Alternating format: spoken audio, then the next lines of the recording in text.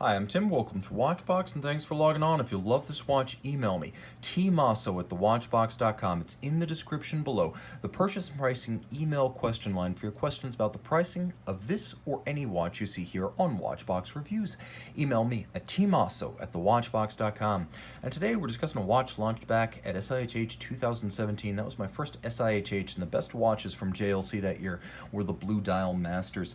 The timepiece you see right here is handsome and versatile. The Master Ultra Thin Small Second, 40 millimeters in diameter, 8.8 millimeters thick despite automatic winding, and 48 millimeters lug-to-lug with a 21 millimeter spacing between the horns. Let's take a quick look at the software and the hardware. The strap is navy blue, semi-gloss, large rectangular scale alligator leather, monotone stitch with a folded edge, and as you can see on the underside, it is a JLC factory strap in new condition, made in France by the OEM constructor for JLC, Camille Fournet.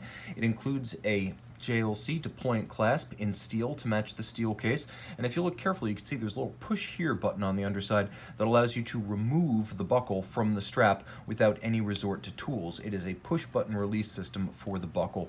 Roll back to the case itself and you can see it's almost knife edged with a special little stem tube for the stem assembly, so it's almost as though the case has been shrink wrapped around the movement. The mid case is slender, and on the wrist the watch appears even smaller in profile than it really is, though 8.8 millimeters. You can see on my 16 centimeter circumference wrist, it looks as though it's about 5 millimeters thick, so it easily fits underneath the cuff. And with a compact lug-to-lug span of 48 millimeters, I recommend this watch for wrists as small as 13 centimeters in circumference. So it's a really well-suited option, unisex of course, for men or women. All polished, as you can see there is no satination. There's a little bit of a transitional bevel on the end of the lugs, and the bezel itself has a small vertical portion, but it's primarily conical in profile. The crown with a simple JL logo giving way to a dial that is an extravagant blue sunburst. As you can see, applique dart style, diamond polished indices, and at center there are faceted, half-frosted Dauphine hands to stand out against the blue sunburst base.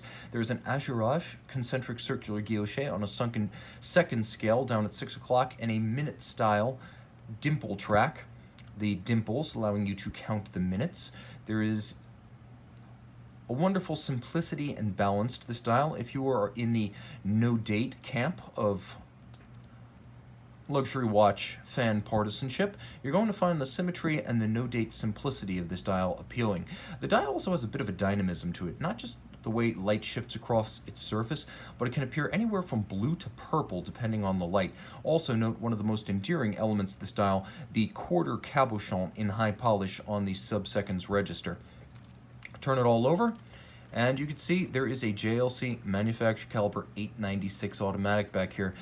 Efficient as a winder, it's unidirectional winding with ceramic bearings, the two features creating low maintenance requirements and highly efficient winding. 43-hour power reserve. Note the balance is free sprung for shock resistance. This is an evolution of the ancient 889 ultra thin automatic movement, and you can see it still beats away at 28,800 vibrations per hour. When you pull the crown out, there is a stop seconds function. The watch pivots on 32 jewels. It is handsomely made with linear Cote de Genève and machine bevels, but true blue fired screws. These are not chemically dyed. These are real kiln fired blue screws.